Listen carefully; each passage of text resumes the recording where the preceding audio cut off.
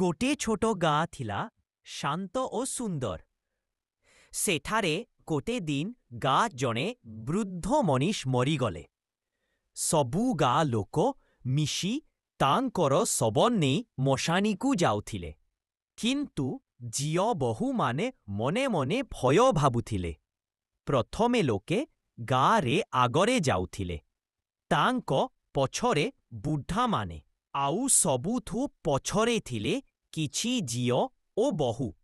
मशानी जागाटी गारू दूरे जंगले थिला।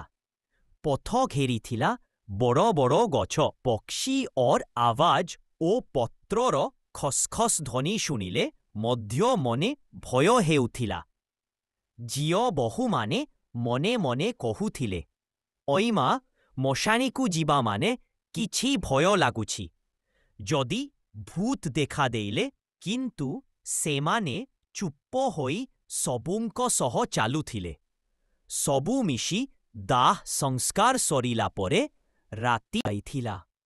फेरिबा बेरे पवन हलु हलु बहुथिला, गच लता झुलुथिला एवं दूर किछि आवाज शुनिले। झियो माने भयरे एका होई हाथ धरिले। किंतु गार जणे बुढ़ लोक हसी कहिले, भूत किछि नाही मा, एटा मात्र गचर पत्र ओ पवनर ध्वनि।